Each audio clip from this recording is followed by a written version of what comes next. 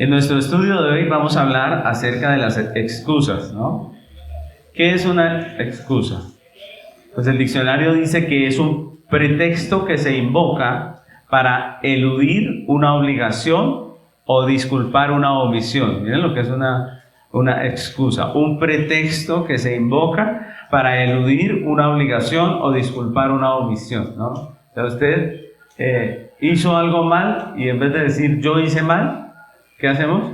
Decimos no, lo que pasa es que fue que, ¿cierto? O lo mismo, no hizo algo que debía y en vez de decir yo no lo hice, nosotros decimos no, lo que pasó fue, es que usted no sabe, pero, ¿cierto? Y damos una excusa para quedar bien, ¿cierto? Y para resultar eximidos de esa obligación. Ahora, cuenta la historia que en el siglo XVIII el rey Federico II de Prusia visitó una prisión de Berlín. Y cuando el rey pasaba, casi todos los prisioneros trataban de probar con excusas que habían sido inocentes, que habían sido encarcelados injustamente. El rey pasaba y el preso decía, venga, rey, ya que vino, yo no hice nada, ¿cierto? Y todos, por donde él pasaba, todos decían, yo no hice nada, todos se excusaban, lo que pasó fue que estaba en el lugar equivocado, en el momento equivocado, todos tenían su historia. El único que no trató de excusarse fue un preso que esperó silenciosamente, y cuando el rey le preguntó a él, le dijo, ¿tú por qué estás aquí? ¿No? Él le respondió, hurto a mano armada. Él sí fue sincero, le dijo, hurto a mano armada. El rey le preguntó, ¿fue usted culpable o no? Y él dijo, sí, señor, yo merezco mi castigo, merezco lo que estoy pagando. El rey entonces ordenó a la guardia, le dijo, liberen a este hombre culpable, no sea que me corrompa toda esta gente inocente. Terminó liberando al que fue sincero, al que no puso excusas, sino que dijo con sinceridad lo que había hecho. Ahora hoy continuamos nuestro estudio de la serie expositiva del libro de Nehemías con un lema. ¿Cuál es el lema de Nehemías? Jesucristo edifica su iglesia a través de su iglesia. Jesucristo edifica su iglesia a través de la iglesia. Y esta es la segunda enseñanza de esta serie, se titula Excusas o motivos, ¿no? Vamos a estar trabajando con preguntas todo este libro. Excusas o motivos. En esta ocasión vamos a estudiar Nehemías capítulo 1, todo el capítulo del versículo 1 al 11. Recordemos que estamos leyendo un libro histórico, los libros históricos no nos enfocamos sencillamente en un versículo porque no es muy doctrinal, sino en el texto que nos narra un hecho. Y este capítulo 1 es muy interesante porque nos introduce a la historia de Nehemías. Dice Nehemías 1:1.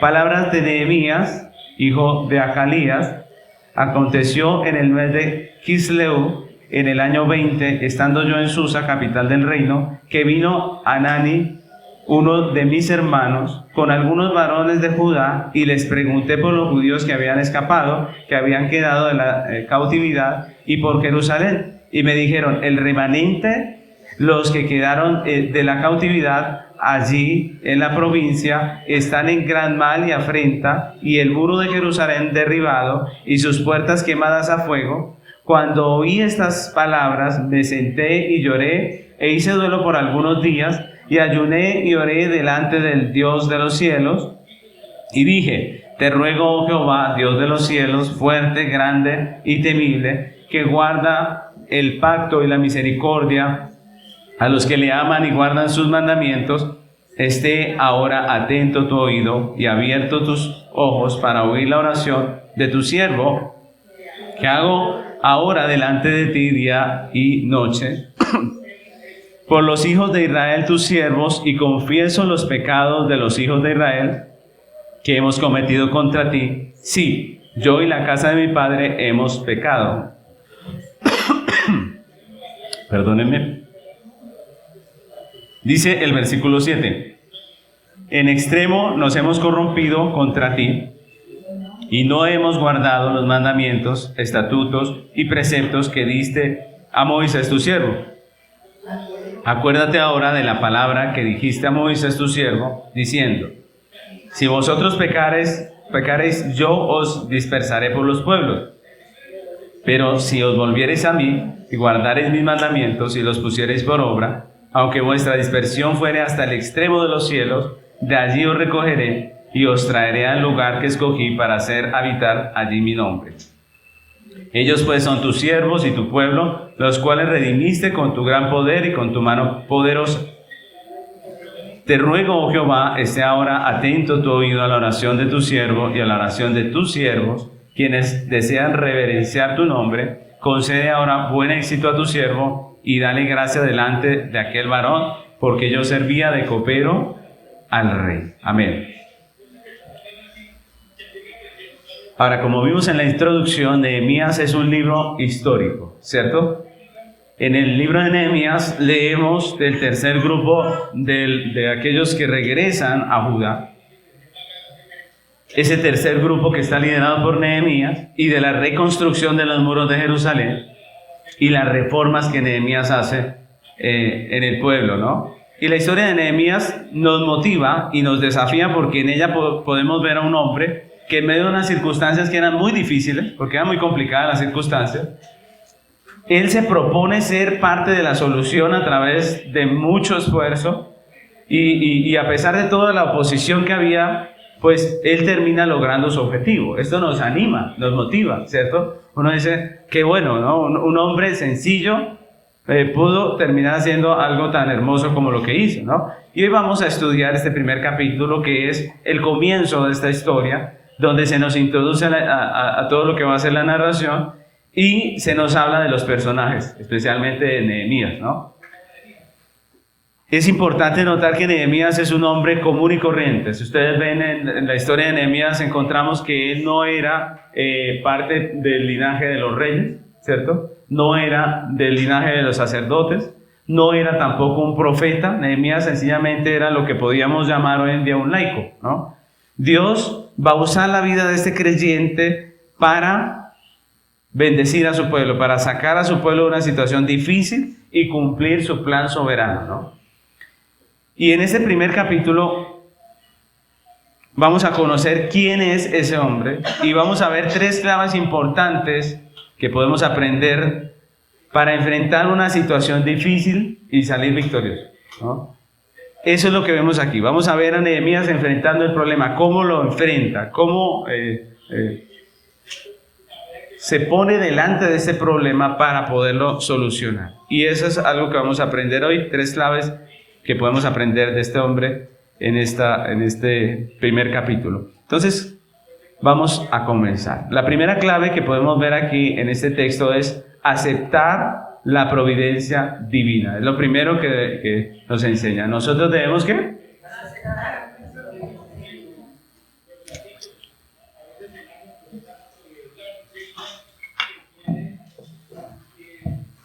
Entonces comencemos viendo quién era Nehemías según el texto, ¿no? El texto nos muestra que Nehemías era parte del pueblo de Dios, ¿no? Su nombre en la escritura es hebreo. Miren que es diferente, por ejemplo, a los nombres que le pusieron a los tres judíos. Recuerdan que a los tres judíos le pusieron nombres pertenecientes a la cultura del lugar donde los habían enviado, de Babilonia, pero Nehemías conservó su nombre judío.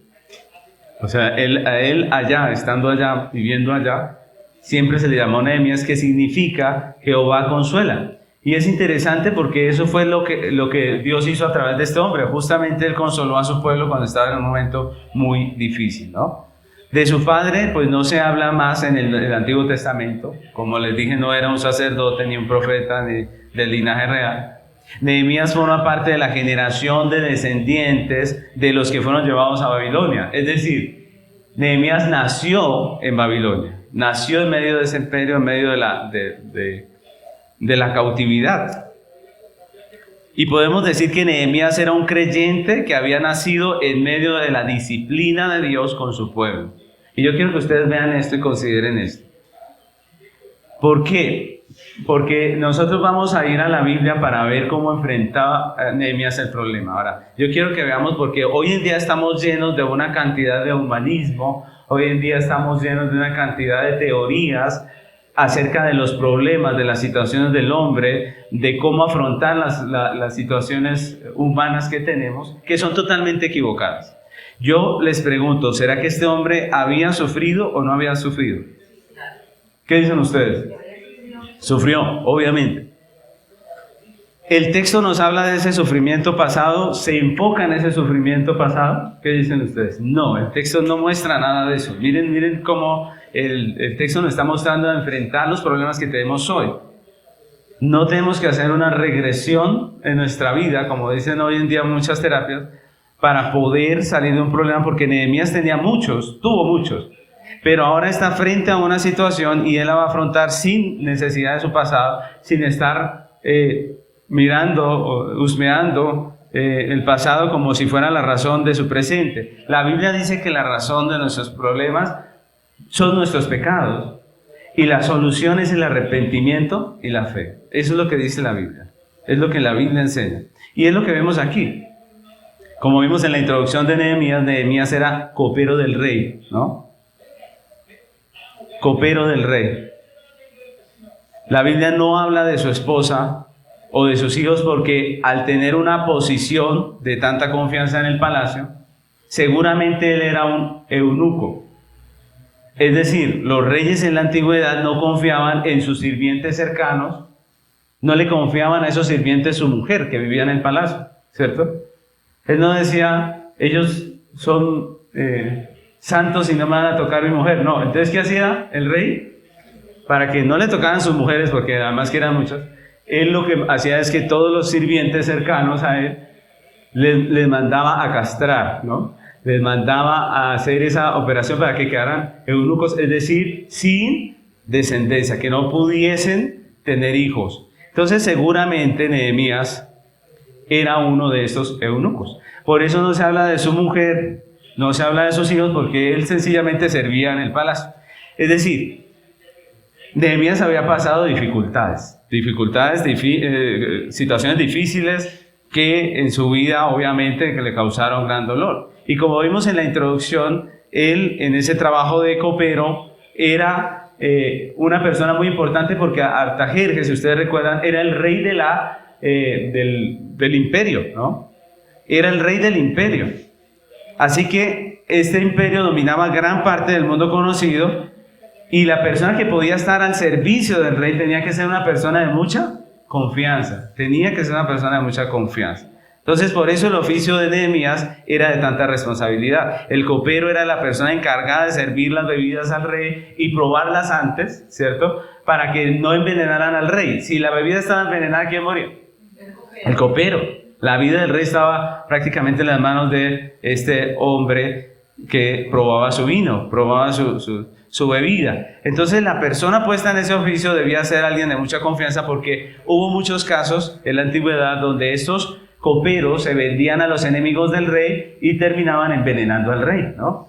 Entonces, por ejemplo, nosotros vemos en Génesis, ustedes recuerdan que habían dos presos en la cárcel de José, ¿recuerdan? Uno era el copero y el otro el panadero. ¿Quién fue liberado en la historia? ¿El liberado fue el copero o el panadero? El copero fue el liberado, ¿cierto? Pero ¿por qué habían encerrado a estos dos? Porque se creía que se habían confabulado contra el rey. Se creía que habían hecho lo malo de confabularse contra él para asesinarlo. Por eso, en ese tiempo, que la persona que servía de copero fuera de confianza era muy importante. No podían los reyes arriesgar su vida con un copero que no fuera de su confianza. Entonces, Nehemías tenía ese cargo importante. Ahora, ¿cómo era la relación de Nehemías con Dios? Recordemos que este hombre nació en cautiverio. ¿Cómo era su relación con Dios? En este capítulo vemos que a pesar de que él vivió, fue allá en esa tierra del exilio y que no no vivió cerca del templo, cerca de los sacerdotes y todo esto, a pesar de eso, él era un hombre que conocía al Dios de Israel. ¿Cómo era eso posible en el exilio? Uno se pregunta, ¿cierto? Si está por allá, ¿cómo es posible que él sea un hombre que conozca a Dios de esa manera? Pues primeramente por el buen trabajo de sus padres, por la enseñanza de los padres judíos a sus hijos en el temor de Dios. La vida del judío es esa. ¿Quiénes son los encargados de pasar la fe a la próxima generación? Los padres. Miren que no son los pastores, son los padres. Por eso nuestras iglesias bíblicas no basan la fe de los hijos en la escuela dominical, sino en la crianza de los padres, ¿cierto? Pues obviamente cuando uno los tiene desde pequeños y entiende la doctrina bíblicamente, pues le va a ser mucho más fácil. Mucho más difícil es cuando ya son grandes, ¿cierto? Pero la responsabilidad de todo creyente que tiene un hijo es guiarlo por el camino del Señor. No es la del pastor, el pastor ayuda. No es la de la profesora de escuela dominical, sino la de los padres. Y eso es lo que hacen los padres de Nehemías. Ellos enseñan crían a este hijo de tal manera que aunque él vivía lejos, en esa ciudad pagana, en ese lugar tan terrible, pues ahí él aprende a conocer a Dios. Y la vida de hombres como Nehemías nos enseña que es posible crear hijos para Dios en medio de un contexto pagano, idólatra, como el de Babilonia. Y para nosotros los padres cristianos, pues esto es un consuelo. Es un aliciente para seguir haciendo nuestra tarea de predicar el evangelio a nuestros hijos en medio de la sociedad tan paganizada que tenemos hoy en día. Sí, escucharon la burla que hizo los organizadores de la inauguración de los Juegos Olímpicos acerca de la cena del Señor. ¿Sí vieron la burla que hicieron? Una blasfemia donde ponían unos homosexuales en una mesa con la misma forma de la pintura de la última cena del Señor, y pusieron un poco de homosexuales a representar esa obra, una burla completa, ¿no? a lo que fue la última cena del Señor Jesucristo. La pregunta es, ¿qué podemos nosotros esperar del mundo? ¿Cierto? Y es lo que yo les digo, si a ellos no les da pena avergonzar el nombre de Cristo y publicar sus porquerías, ¿cierto?, al mundo entero, pues ¿por qué a nosotros nos va a dar pena predicar el evangelio? ¿Cierto? Debemos tener carácter, porque si ellos pueden tener carácter para hacer todas esas tonterías, ¿cómo no nosotros para predicar el evangelio? ¿No creen ustedes? Debemos tener carácter. Si ellos son tan apasionados para su inmundicia, ¿cómo no nosotros para predicar el nombre de Cristo, que es nuestro deber, ¿no? Entonces, esa es la realidad del mundo en donde vivimos. Al mundo no le da vergüenza blasfemar contra el Dios vivo. No se está metiendo con la iglesia en realidad. ¿Con quién se está metiendo? Con Dios, con el soberano de los reyes de la tierra. Pero ¿qué se puede esperar del mundo? ¿No? Hay personas que se rasgaron las vestiduras, pero es que ¿qué podemos esperar del mundo? ¿No creen ustedes? O sea, pensamos que iban a honrar al Señor Jesucristo en ese... No, pues obviamente que no. ¿De qué está lleno todos esos espectáculos de blasfemia, de inmoralidad, de todas esas cosas? ¿Cierto? Ahora, no debemos pasarnos al otro lado, porque hay personas que dicen ahora nadie puede ver los Juegos Olímpicos y el que vea una carrera de los Juegos Olímpicos no es hijo de... Eso tampoco, eso ya es ser al otro extremo. Pero sí vemos el resultado. Miren, esa inauguración es el resultado de una ideología política de la cual están convencidos las personas que gobiernan ahorita en ese país. Y es una convicción de estar en contra del evangelio, en contra de lo que dice la Biblia. Lo único que están haciendo es representando lo que ellos pueden. Entonces nosotros lo que debemos hacer es predicar el evangelio. No debemos rasgarnos las vestiduras porque ellos no son creyentes. No podemos esperar algo bueno de ellos. Más bien debemos, ¿qué? Predicar el evangelio. Más bien, si hay un deportista allí, ¿qué debería estar haciendo? Si hay un deportista cristiano, ¿qué debería estar haciendo? Predicando el evangelio, ¿cierto? Sea un camarógrafo, sea una persona trabajando en medio de esos eventos, pues debe estar predicando el evangelio, aprovechar esas cosas para enseñar la palabra de Dios. Ahora, otra razón por la que fue posible que Nehemías fuera un hombre que conociera a Dios y que temiera a Dios, a pesar de que vivía en el exilio, fue por las sinagogas. Ustedes recuerden que en el exilio los judíos que habían sido privados del templo, que ya no podían asistir a las reuniones, ¿qué hicieron ellos allá en el exilio? ¿Se quedaron sin leer la palabra? ¿Se quedaron sin buscar de Dios, sin adorar a Dios? No. Donde quiera que estemos metidos, nos estén persiguiendo, lo que sea, allí vamos a adorar al Señor, ¿cierto? Así que los judíos lo que hicieron fue reunirse en casas. Se piensa que eran los sábados que hacían la reunión, en casas para leer la palabra de Dios, adorar al Señor, y eso era lo que con el tiempo se conoció como sinagogas, que es la palabra asamblea, la misma palabra que traduce la palabra iglesia, ¿no? La iglesia es la asamblea de los llamados afuera. Entonces, miren cómo es interesante, ¿no? Nehemías no estaba cerca al templo, no tenía los sacerdotes, pero los judíos hicieron reuniones en casas y siguieron predicando la palabra del Señor. Ahora, esas dos razones son importantes. ¿Cuáles son? Para que un hijo, un jovencito pueda guiarse por el camino de Dios. La primera es el trabajo de los padres. La segunda es el congregarse, ¿cierto? Los padres de Nehemías seguramente eran fieles creyentes que asistían a la iglesia, que llevaban a sus hijos, ¿cierto?, a la sinagoga, y allí, pues, podían tener esa adoración al Señor y esa comunión con las Escrituras.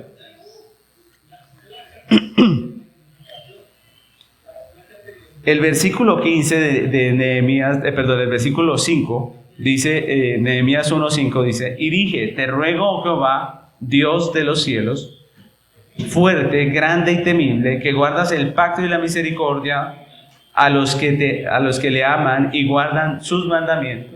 Miren, aquí en este texto podemos ver el conocimiento que tenía este hombre de Dios, ¿cierto? ¿Qué consideraba Nehemías que era Dios? Que era el Dios de los cielos, que estaba por encima de todos, el soberano, ¿cierto? Que era el fuerte, el grande, el temible, el que guarda el pacto. Miren que incluso conocía el pacto. Y estas son palabras de un creyente, de una persona que se congregaba y que aprendía. Ahora, esto es muy interesante porque nosotros sabemos que cuando el hombre está siendo castigado por Dios, pues muchas veces lo que hace es blasfemar contra Dios, ¿no? Cuando uno está siendo castigado por Dios, cuando el hombre pecador está siendo castigado por Dios, generalmente lo que hace es blasfemar contra Dios, ¿no? Y el asunto es que Nehemías era un hombre que había nacido en medio del cautiverio, en medio del castigo de Dios para su pueblo. Esa era la realidad, ¿cierto? Cuando él decía, papá, ¿y por qué estamos en este lugar si esto no es nuestra nación? ¿Por qué no tenemos una nación? ¿Por qué no nos tratan como extranjeros? ¿Cierto? ¿Por qué nuestra condición? Porque no era muy buena la condición de ellos. Pues él le tenía que decir, pues es que estamos siendo castigados por el Dios de los cielos, al que nosotros blasfemamos, contra el que fuimos infieles, y pues este es el resultado, ¿no? Eso era lo que tenía que contestar. Y muchas personas cuando escuchan algo así, pues se llenan de rencor. Nehemías nació en medio de la disciplina del pueblo de Dios, y él tuvo que sufrir el hecho de ser exiliado. Seguramente fue convertido en eunuco a la fuerza, ¿no? La práctica de ser eunuco muchas veces era consultada con la persona, pero en la mayoría de casos no, ¿cierto? Así que esta persona tuvo que haber vivido unas situaciones tremendas, tuvo que haber visto la disciplina de Dios, y cuando nosotros sufrimos a veces protestamos y decimos, Señor, ¿pero por qué? ¿No? Pero este Nehemías, él podía asociar esto, podía verlo, podía aceptarlo, aceptar esa providencia de Dios, y él podía entender que Dios estaba siendo justo en lo que hizo, ¿no? Ahora, es difícil en tales circunstancias que el corazón rebelde del pecado reconozca a Dios o acepte someterse a su soberano señorío, a lo que Dios decide, ¿no? No sabemos cómo fue la juventud de Nehemías, pero por la experiencia, ¿ustedes qué creen? ¿Que Nehemías tuvo luchas? ¿Cierto que sí? Cuando uno está sufriendo tiene muchas luchas. Cuando uno está siendo afligido tiene muchas luchas, muchas dudas, muchas preguntas para con Dios, ¿cierto? Yo me imagino que la juventud de Nehemías no fue muy fácil. Él tuvo que luchar con muchas cosas. Y eso pasa en la vida de los hombres, mis hermanos. Pero en el tiempo que la Biblia nos muestra a Nehemías, este era un hombre maduro. Era un hombre que ya entendía lo que había pasado. Era un hombre que sabía lo que había pasado. Era un hombre que había aceptado la soberanía de Dios, le honraba, le temía y estaba dispuesto a servirle, ¿no? Entonces miren cómo el proceso se da y al fin y al cabo Nehemías, pues es un hombre que entiende todo esto. Y esto es un consuelo para nosotros, ¿no creen? Para los que somos padres, porque a veces nosotros estamos haciendo el trabajo y no vemos resultados en nuestros hijos y ellos tienen luchas con su pecado. ¿Será normal o no será normal? ¿Qué cree usted? Es normal, las tenemos nosotros, ¿cierto? Ellos también las tienen Tienen luchas con aceptar la soberanía de Dios. Mire, aceptar lo que dice la Biblia no es solamente aceptar un libro, es aceptar la persona de Dios como es. ¿Para nuestros hijos les será fácil aceptar la soberanía de Dios? Pues obviamente que no. Ellos viven en un mundo rodeado de tentación, donde el mundo les dice ustedes pueden hacer y deshacer, y Dios dice en su palabra, usted no puede hacer eso, ¿cierto? ¿Qué es lo fácil? Que nuestros hijos quedan ¿en quién? Pues en el mundo, ¿cierto? El mundo me dice que puedo hacer lo que quiera. Todos nuestros hijos tienen luchas, pero nosotros como padres debemos entender que quién está a cargo realmente de todo el proceso con nuestros hijos. Dios, ¿cierto? Dios está a cargo. Él cumplirá su obra en ello. Padres creyentes, no se desanimen. Nosotros no controlamos los tiempos de Dios. Dios hace su obra. Nosotros debemos seguir haciendo lo que debemos hacer. Prediquémosles el Evangelio. Enseñémosles conforme a la Biblia. Inculquémosles el congregarse. Hagamos lo que tenemos que hacer. ¿Quién está obrando en la vida de nuestros hijos? Dios. Es Dios soberano. Ustedes se imaginan, por ejemplo, cuando Nehemías llega a ser usado por Dios para la reconstrucción de los muros. Según Nehemías, los padres ya habían muerto. Pero si ellos hubiesen estado vivos, ¿ustedes se imaginan la alegría de esos padres? Que lo intentaron, que hicieron. Uno no sabe cómo era Nehemías en la juventud. Nehemías pudo haber sido uno de esos que decía, no creo en ese Dios, no acepto nada. Pero cuando lo vemos en el tiempo que la Biblia lo muestra, ¿qué pasa? Es un hombre consagrado a Dios, un hombre de Dios. Y eso llena nuestro corazón de consuelo, de alivio. Dios, miren, Dios no nos ha llamado a dar resultados. No, Dios nos llamó a obedecer su palabra. ¿Los resultados de quién son? De Dios. Los resultados son de Dios. Ahora, otra cosa que nos muestra el texto es cómo era la relación de Nehemías con la iglesia. Y eso también es asombroso, mis hermanos, porque la Biblia dice que este hombre, cuando escucha que sus hermanos estaban mal, ¿qué pasa con él? Actúa normal, dice, bueno, ¿quién les manda? No, él se preocupa, él se carga, y Nehemías termina comprometiéndose con la obra del Señor porque él amaba a sus hermanos, él amaba a la iglesia. Y esta es una característica del cristiano verdadero, el amor hacia los hermanos. Miren que ese amor no está condicionado a sus obras, porque ese es el amor del mundo, pero el amor de Cristo no. Cuando nosotros somos creyentes y somos bíblicos, pues no odiamos al hermano que cayó, porque nosotros también podemos caer. No. El amor de Dios por el creyente está basado en su soberana voluntad. Y nosotros como hermanos nos amamos en las buenas y en las malas. No podemos condicionar eso. Dice la Biblia en 1 de Juan 4, 20 y 21. Dice, si alguno dice yo amo a Dios y aborrece a su hermano, es mentiroso. Pues el que no ama a su hermano, a quien ha visto, ¿cómo puede amar a Dios a quien no ha visto? Y nosotros tenemos este mandamiento de él. El que ama a Dios, ame también a su hermano. Nehemías entendía que él era parte del pueblo de Dios, que era un privilegio ser judío, que era ser parte del pueblo del pacto, y amaba a sus hermanos.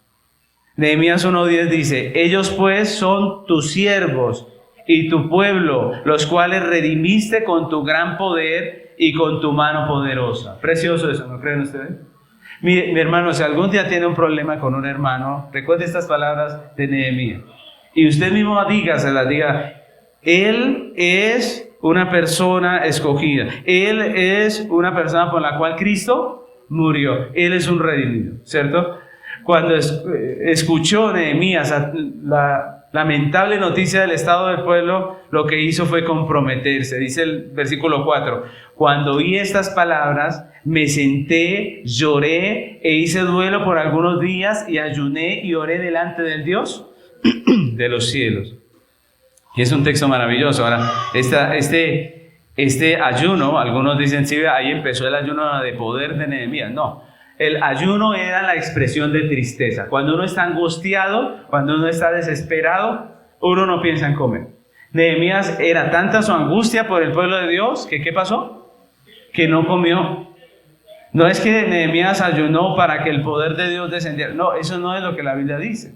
Lo que la Biblia dice es que Nehemías estaba tan afectado con la noticia que se privó de comer, que ayunó, que dijo yo no voy a comer. Y empezó a orar, a buscar a Dios. Eso es lo que dice el texto. Ahora, Nehemías era uno de los exiliados, de los descendientes de los exiliados, que temía a Dios, que le conocía, que amaba a sus hermanos. Y la primera clave que nos enseña este libro, este texto que estamos estudiando hoy, para enfrentar esos momentos difíciles, es que nosotros debemos aceptar la providencia divina, tal y como nos tocó. Tal y como nos tocó. Y eso, mis hermanos, se logra de dos maneras.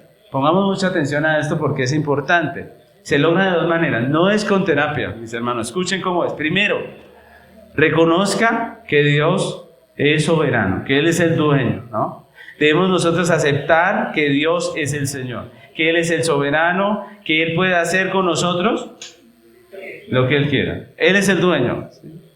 Usted quiere superar esa situación difícil, recuerde, Dios es el dueño. Él tiene el derecho, Él puede hacer con nosotros lo que Él quiera. Lo segundo, reconozca su responsabilidad, la responsabilidad del hombre. Esa es la segunda cosa que hay que reconocer. Porque al igual que en esta historia, los hombres somos pecadores, ¿sí o no? ¿Somos pecadores? ¿Usted pecó antes de llegar a la iglesia? ¿Tuvo consecuencias de ese pecado? Claro que sí. Mis hermanos, estamos en un mundo lleno de pecado y de pecadores. Y lleno de consecuencias del pecado. Miren, Nehemías, ¿por qué estaba en Babilonia?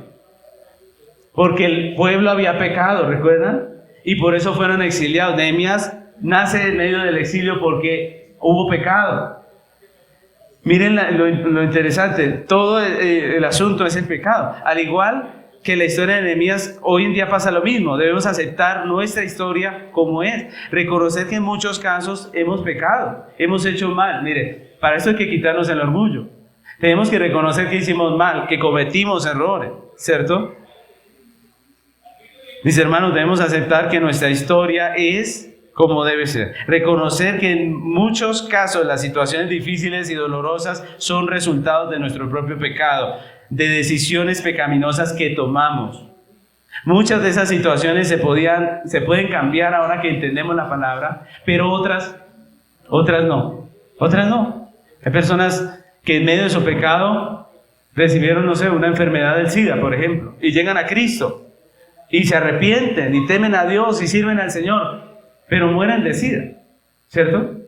Es una consecuencia que, pues sencillamente no se pudo cambiar. Eso ya quedó así. Otras sí, porque hay personas que tienen una muy mala relación con sus hijos por su pecado, pero cuando llegan a Cristo pueden cambiar eso. Entonces hay cosas que se pueden y otras que no. Muchas situaciones no se van a poder cambiar y debemos aprender a vivir con eso. Mire, usted piensa en Nehemías por un momento. Imagínese Nehemías quejándose de su situación. Imagínese la queja de Nehemías. ¿Sería larga o no sería larga? ¿Qué creen ustedes? Claro, no tendría fin esa quejadera de Nehemías, ¿no creen ustedes? Tendría muchos motivos para llenarse de rencor, para odiar, para maldecir, para todas esas cosas.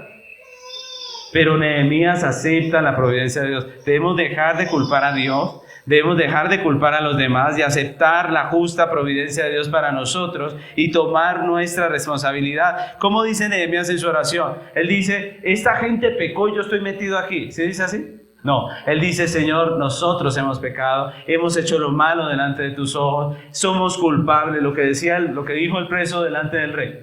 Él dijo, yo hice esto, me merezco el castigo. Dijo, no se excusó en nada, no halló culpables en otras personas, él aceptó su responsabilidad. Miren, todo lo contrario fue lo que hizo Nehemías. Él no se excusó, todo lo contrario. De la misma manera, nosotros, la iglesia de hoy, providencialmente hemos sido puestos por Dios en un momento difícil que está pasando en la tierra. Miren, antes la tierra era pagana, llegó el cristianismo y ordenó la vida de muchas naciones. ¿Sí o no? Antes el mundo era pagano, llegó el cristianismo y ayudó a ordenar el desorden tan terrible, porque el paganismo era terrible, ¿cierto? Ahora, después de que el cristianismo estaba arraigado en muchas naciones, ¿qué ha pasado? Que la gente ya está dejando el cristianismo y está volviendo ¿a qué? Al paganismo. Está volviendo al paganismo. Y nosotros nos tocó nacer en este tiempo, es la realidad. Nosotros nos tocó nacer en este tiempo. ¿Por qué vemos lo que vimos en la inauguración de los Juegos? Porque en este tiempo nacimos, ¿cierto? Estamos en un tiempo donde la blasfemia es el pan de cada día, donde la gente no quiere saber de Dios, donde los jóvenes no quieren reconocer al Señor Jesucristo. Estamos en un tiempo difícil donde abunda el pecado, la inmoralidad, donde es un problema para el mundo que nosotros prediquemos la verdad. Ese es el tiempo que nos tocó vivir. ¿Qué hacemos ante esa realidad? La pregunta es esa. ¿Qué hacemos nosotros? Nosotros, la iglesia de Bosa, nosotros, ¿qué hacemos ante eso? ¿Qué vamos a hacer? ¿Tomamos esa providencia como excusa? ¿Cierto? Podemos decir, pero Señor, ¿qué iglesia vamos a formar aquí si la gente está muy pagana? ¿Cierto? Pero ¿qué vamos a poder hacer nosotros, las 25 o 30 personas que vemos aquí? ¿Qué podemos hacer? Tenemos muchas excusas, ¿cierto? Podríamos fijar la providencia divina como una razón por la cual nosotros decir no podemos, ¿cierto? Pero está la otra opción. Nosotros tomar esta situación como motivo para hacer lo que Dios nos ha llamado a hacer. Y es lo que Dios nos está moviendo hoy a través de esta enseñanza. Dios quiere que tomemos estas circunstancias como razón, como motivo para hacer lo que Dios nos ha llamado a hacer. ¿Qué nos ha llamado a hacer el Señor? Predicar el Evangelio. Estamos aquí para eso. Nos comprometemos con la labor que Dios nos ha llamado a hacer o nos excusamos en la providencia de Dios. No, tomemos la providencia de Dios como un motivo para hacer algo. Tomemos la providencia de Dios como un motivo para obedecer y hacer lo que Dios nos mandó. ¿Cómo lo hizo quién? Nehemías. Nehemías lo hizo de esa manera. Ahora, la segunda clave que encontramos en este texto de cómo solucionó Nehemías su problema, cómo lo enfrentó, es que aprovechó la provisión divina. Esa es la segunda cosa que debemos hacer, aprovechar la provisión divina.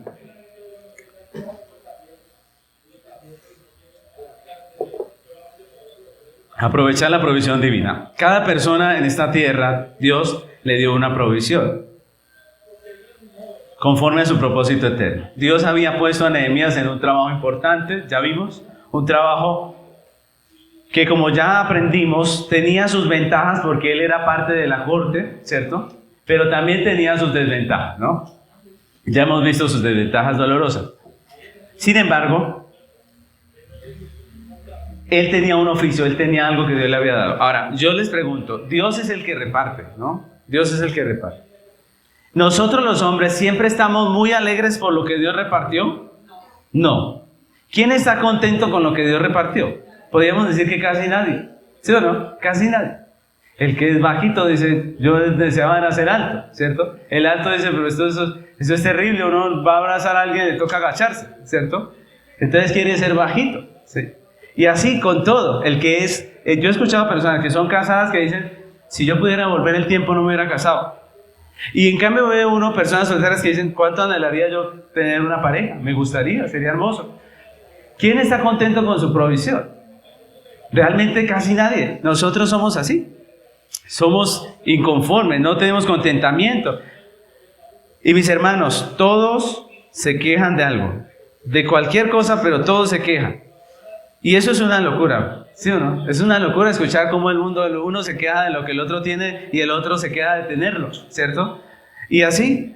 Y para empeorar la cosa, nosotros los hombres nos pasamos el tiempo pensando en que Dios va a cumplir los sueños y las expectativas de mi corazón. Hacemos nuestros propios planes sin contar con la voluntad de Dios y aún así pretendemos que Dios los bendiga, y finalmente cuando Dios no actúa conforme a lo que queremos, pues nos disgustamos, nos ponemos enojados, reaccionamos mal, nos molestamos y no estamos de acuerdo. Pero no fue ese el caso de Nehemías. Si ustedes leen la historia de Nehemías, Nehemías pudo haber vivido resentido con Dios por su provisión.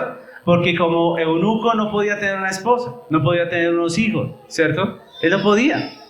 Y él pudo haber vivido resentido con Dios por esa situación, es decir, yo sí quería, ¿cierto?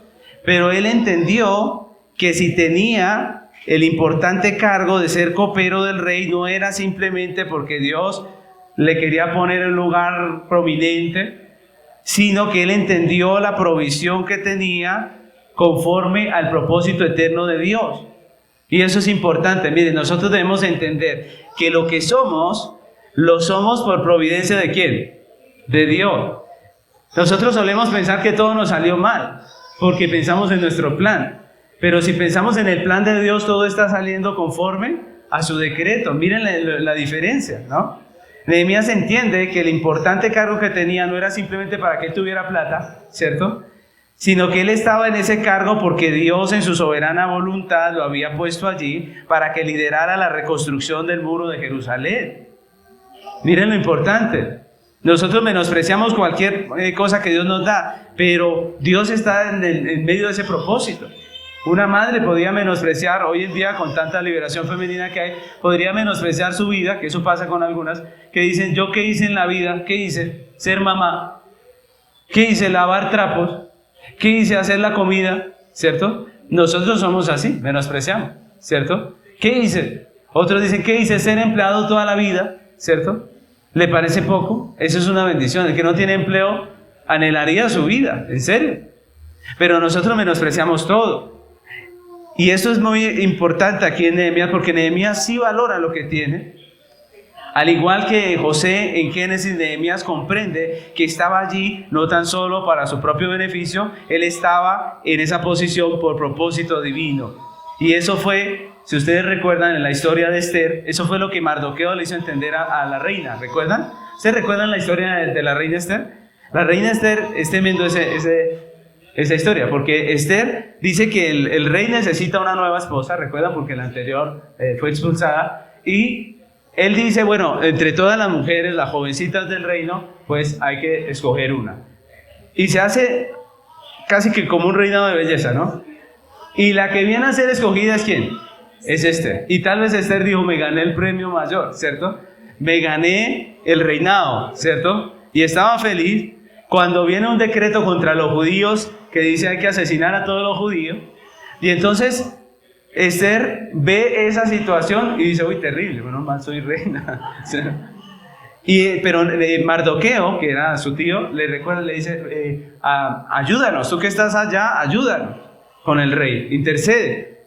Y la reina dice, usted sabe que eso es peligroso, ¿cierto? O sea, ¿qué tal que el rey me mate? ¿Cierto? O sea, ella sí quería su cargo, su posición, pero no quería hacer nada por el pueblo de Dios.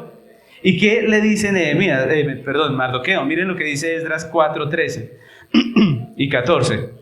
Se lo leo, dice. Entonces dijo Mardoqueo que respondiesen a Esther, no pienses que escaparás en la casa del rey más que cualquier otro judío. Porque si callas absolutamente en este tiempo, respiro y liberación vendrá de alguna otra parte para los judíos, mas tú y la casa de tu padre pereceréis. ¿Y quién sabe si para esta hora has llegado al reino? Miren esas palabras, ¿no? Le dice, si usted se hace la que no, de todas maneras Dios nos va a salvar y usted va a perecer, le dice. ¿Y quién sabe si es para eso que usted está ahí? ¿Cierto? Miren, lo que Mardoqueo estaba diciendo es, lo que usted tiene es provisión de Dios para nuestro rescate, no es un reinado de belleza, ¿cierto? No ganó por linda, ganó por soberanía de Dios y porque Él nos quiere salvar, es lo que está diciendo el Señor.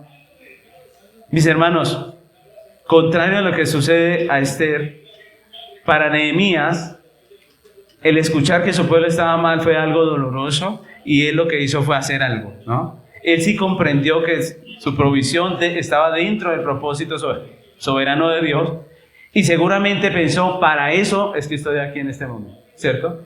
Lo que dijo Mardoqueo, para esta hora estás ahí, ¿cierto? Y eso es importante. Nehemías no se negó a la provisión de Dios. No renegó de lo que Dios le había dado. No se excusó en ella para no hacer nada. Nehemías pudo haber puesto muchas excusas, pero él no las puso. Nehemías supo aprovechar esa provisión como debía, conforme al plan soberano de Dios para su gloria. La provisión de Dios no fue para él una excusa para negarse, sino un motivo para emprender la tarea. Y desafortunadamente yo les pregunto, ¿a quién nos parecemos más nosotros, los cristianos?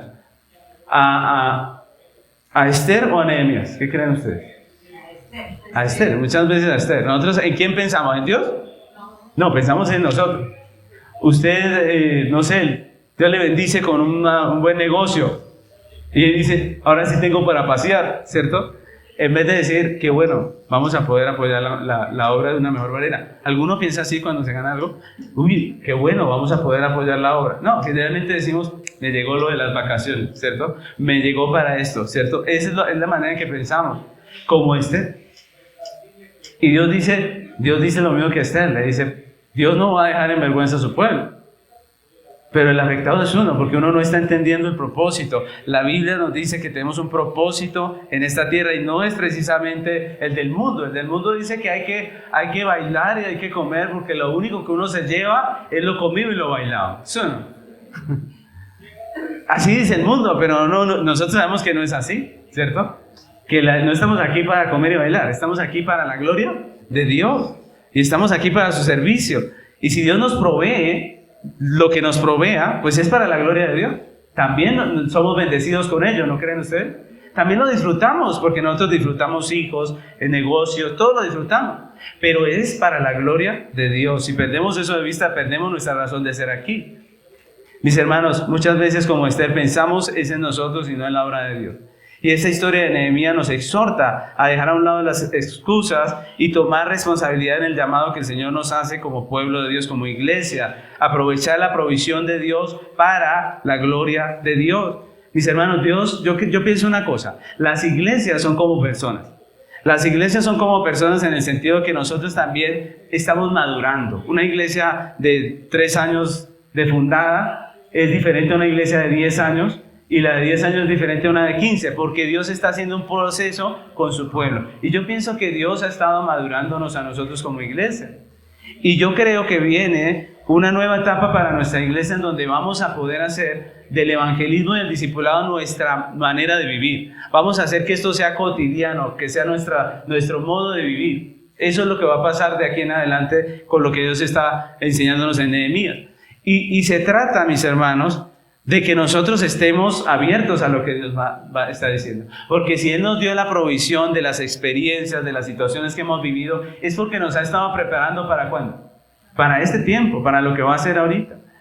Y yo les invito a que no seamos negligentes en eso. Dios nos está llamando a hacer algo y vamos a hacerlo. Yo creo firmemente que Dios lo está haciendo. Ahora, la pregunta es: ¿qué nos ha dado Dios? ¿Qué ha provisto para nuestras vidas? Dones, talentos, hijos, casas, talento para enseñar. ¿Qué nos ha dado nosotros el Señor? Un vehículo para transportar a una persona aquí y traerla a que aprenda el Evangelio, ¿cierto?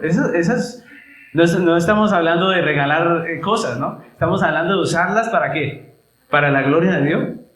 Usar todo lo que Dios nos ha dado para su gloria. Eso es de lo que se trata, lo que estamos diciendo. Así que la pregunta es: ¿qué nos ha dado Dios? ¿Cuál es la provisión que Dios nos ha dado para usarla para su gloria? Y en esto, mis hermanos, Dios nos está llamando al compromiso. Ahora, la tercera clave que podemos aprender en este texto es obrar en la voluntad divina. Obrar en la voluntad divina. Esa es la tercera clave importante para salir de medio de la situación. Algo que termina mostrándonos aquí este texto es que Nehemías era un creyente que conocía la Escritura, ¿no? Nehemías conocía los mandamientos de Dios y era consciente que ellos los habían violado, ¿no? Él dice en su oración en el versículo 7, él dice: en extremo nos hemos corrompido contra ti. No hemos guardado los mandamientos, los estatutos y preceptos que diste a tu siervo Moisés. Así que conocía esos mandamientos, claro.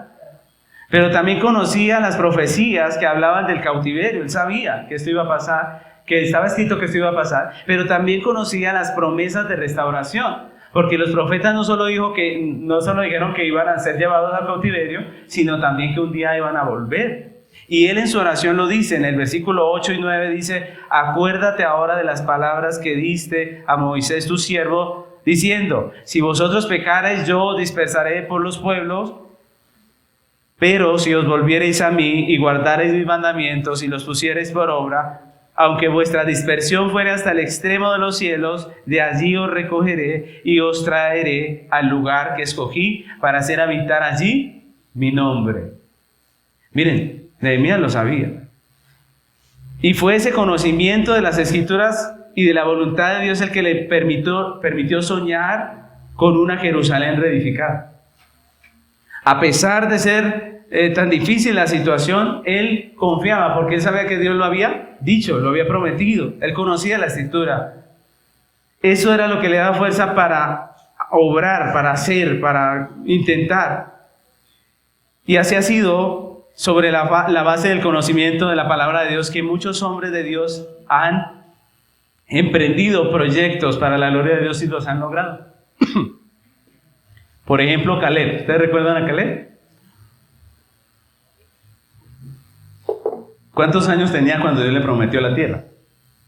¿Sí recuerdan? Estamos mal de Biblia. 40. Tenía 40 años.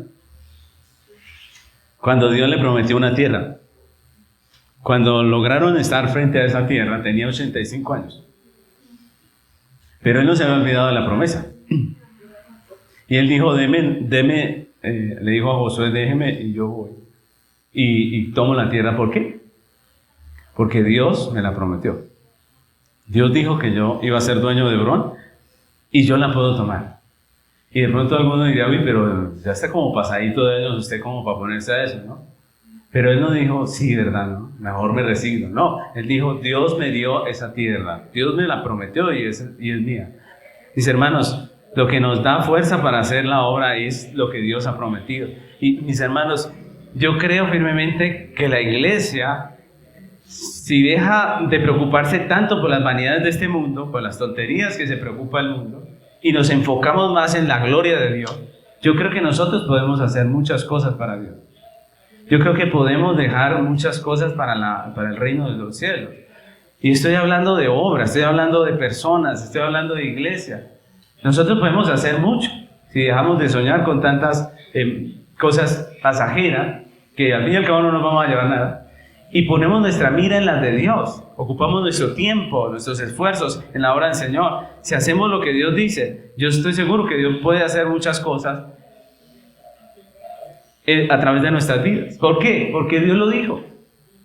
Jesús dijo, si me persiguieron a mí, a ustedes los van a perseguir. Si me creyeron a mí, a ustedes también le van a creer. ¿Sí o no? ¿Nos van a creer o no nos van a creer? Porque algunos dicen, no, pastor, pero es que uno predica y nadie se convierte, uno invita y nadie cree. ¿Pero qué dijo Dios? Dijo, si creyeron en mí, también van a creer en ustedes, ¿cierto? Él dijo, id y haced discípulos, yo estoy con vosotros, ¿qué? Todos los días hasta el fin.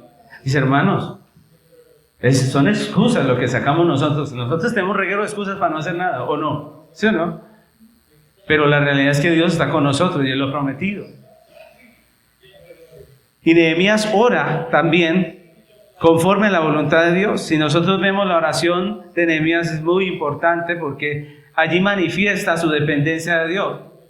Pero hay algo importante en la oración de Nehemías y es que lo hace conforme a la voluntad de Dios. Él oró con reverencia, confesando sus pecados, ¿cierto? Reconociendo lo que había hecho él mismo, el pecado de su pueblo, y oró pidiéndole al Señor que lo perdonara. Y recordando las promesas de Dios. Todo lo hizo conforme a la Biblia. Y ese es el éxito de la oración. Lo apegada que esté a las Escrituras. Lo apegada que esté a la voluntad divina. Dice 1 Juan 5, 14 y 15. Y esta es la confianza que tenemos en Él. Que si pedimos alguna cosa conforme a su voluntad, Él nos oye. Y luego dice, y sabemos que Él nos oye. Y si sabemos que Él nos oye, en cualquier cosa que pidamos, sabemos que tenemos las peticiones que le damos hecho. Mis hermanos, Nehemías oró conforme a la Biblia.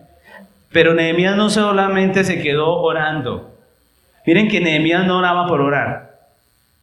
En realidad, mis hermanos, la oración no es un fin en sí mismo. La oración es un medio. Acuérdese de eso. La oración no es un fin en sí mismo. La oración es un medio.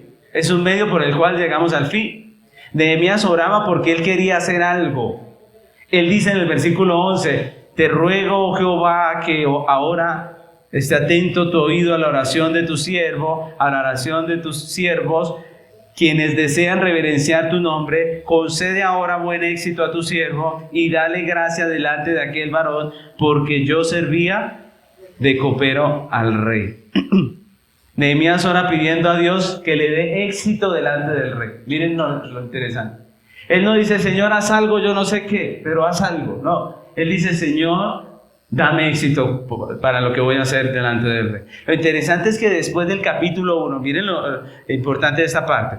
Después del capítulo 1, cuando ya retomamos el capítulo 2, han pasado 4 meses.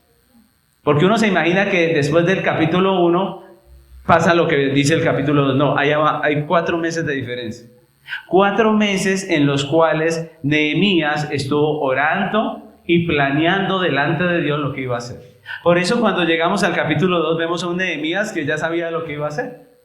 Cuando el rey le dice, Nehemías, ¿qué quieres? Él no dice, déjeme y lo pienso y en unos 8 días yo le cuento. No, él dice, mire, lo que necesitamos es esto, hay que hacer aquello y listo, ¿cierto? ¿Por qué? Porque él llevaba 4 meses en esto. Y en ese sentido también podemos aprender de Nehemías que no se queda orando, sino que él analiza la situación a la luz de la palabra, planea la solución acorde a la voluntad de Dios y la ejecuta. Y eso es lo que verdaderamente ayuda a solucionar un problema. Miren, esto es muy importante. Muchos creyentes ven una situación difícil, por ejemplo, un matrimonio. En el matrimonio, en la familia, puede ser en la relación de los padres con los hijos o de los esposos. Ven que hay problemas, ¿no? Y entonces oran a Dios y dicen, Señor, mira mi situación, mi relación con mis hijos o mi relación con mi esposo, lo que sea. Oran y dicen, Señor, haz algo, ayúdame, ¿cierto? Es un milagro, ¿cierto? Pero eso, mis hermanos, desafortunadamente muchas veces no funciona, porque es que eso no funciona así. Eso puede ser religiosidad, pero no es bíblico. Si la relación familiar está mal, seguramente es porque estamos haciendo mal, ¿no creen ustedes? Hay algo que está mal y que hay que solucionar. Debemos orar por la ayuda divina, pero también reflexionar a la luz de la Biblia en lo que estamos haciendo. Eso fue lo que hizo Nehemías. Nehemías reflexionó, ¿por qué estamos aquí? ¿Qué nos está pasando? ¿Qué pasó? ¿Cierto? ¿Y qué más hizo Nehemías? Pidió perdón. Él dijo, Señor, hemos pecado, perdónanos. Mire, pidió perdón. Y si es necesario pedirle perdón a la otra persona, ¿qué pasa? Hay que hacerlo. Si nos encerramos en nuestro orgullo, no va a pasar nada. Pero si nosotros doblegamos nuestro corazón y nos arrepentimos, entonces estamos haciendo para solucionar el asunto. Miren que no es solamente orar. Pedimos perdón a la persona si es necesario. Luego planeamos lo que vamos a hacer bíblicamente, porque si el problema es que yo soy un gruñón, yo no puedo simplemente decir, Dios mío, ayúdanos para que todo esto se arregle. No, yo tengo que ver a la luz de la Biblia que eso no está bien, ¿cierto? Y tengo que arreglarlo. En mi caso, pues la Biblia dice que yo debo tratar a mi esposa como vaso más frágil. Y si fuera el caso de una mujer, dice que la mujer debe respetar a su esposo. Entonces yo tengo que cambiar esa situación y trabajar en esos cambios que se requieran para arreglar la situación. Entonces miren que no es simplemente orar. Miren, la gente es así.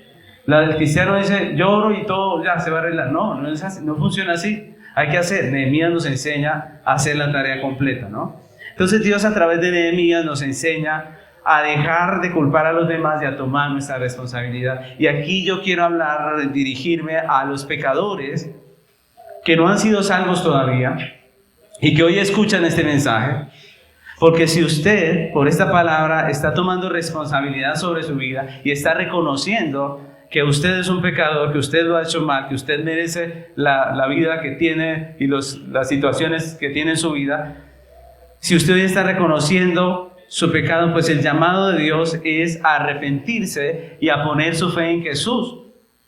Ese es el llamado de Dios. El Señor Jesucristo vino a este mundo, tomó forma de hombre y fue a la cruz para pagar por nuestros pecados. Es lo que dice la Biblia. Y todo aquel que en Él cree, dice la palabra de Dios, no se pierde, mas tiene vida eterna. El llamado de Dios para usted que es un pecador no converso es a arrepentirse y a creer en el Señor Jesucristo. A creer en Él como su Salvador, como aquel que le puede dar salvación, como el único a través del cual usted se puede salvar, pero también como Señor, como el dueño de su vida, como aquel que manda sobre su vida. Ahora, la pregunta es, ¿reconoce usted a Jesucristo como Señor? ¿Usted entiende que es un pecador y confía en Jesús para su salvación? ¿Reconoce usted a Jesús como su Salvador y Señor también? como aquel que dirige su vida? Si eso es así, pues nosotros le invitamos a que se congregue con nosotros. Le invitamos a que siga asistiendo, a que venga a nuestra congregación y pueda también crecer en la fe. Porque Nehemías nos recuerda que debemos tomar responsabilidad, ¿o no? Nehemías también nos exhorta a dejar a un lado las excusas y a tomar nuestro llamado como iglesia de predicar el evangelio a toda criatura. Nehemías nos recuerda que en medio de las situaciones que el mundo vive, no podemos nosotros simplemente quedarnos orando o ser indiferentes, sino que debemos orar por ayuda divina, pero también hacer. Estamos llamados a hacer. Estamos llamados a hacer. En vez de ponernos a criticar lo que pasó ayer o antier en esos juegos y toda la inmundicia que el mundo está promoviendo, deberíamos dedicarnos ¿a qué? A predicar el evangelio, ¿cierto? Esa es nuestra tarea. No estamos aquí para hablar de lo malo que es el mundo. No estamos aquí para debatir acerca de la inmundicia de las personas en Cristo. Estamos aquí para predicar el evangelio. La pregunta es, ante las circunstancias que estamos viviendo actualmente y el llamado latente de Dios a su iglesia, ¿qué tenemos nosotros? ¿Excusas o motivos? ¿Qué tenemos? Motivos, ¿cierto? Bueno, hubo motivos. Tenemos motivos para hacer lo que Dios nos está llamando, motivos para tomar una cultura de evangelismo y discipulado en donde todos los días podamos cumplir el llamado de Dios, donde no tengamos que decir, como algunos dicen, ay, yo no estoy haciendo nada, ¿cierto? Yo no estoy haciendo nada y ahora, y pasa otro mes y ¿qué dice? Yo no estoy haciendo nada, ¿cierto? Entonces, para no estar así, sino para tener una cultura de evangelismo y discipulado, que Dios nos ayude y vamos a hacerlo como iglesia, amén. Yo les invito a que nos pongamos sobre nuestros pies y oramos al Señor, le pedimos que nos ayude en todo esto que Él está haciendo, todo esto que nos está enseñando, amén.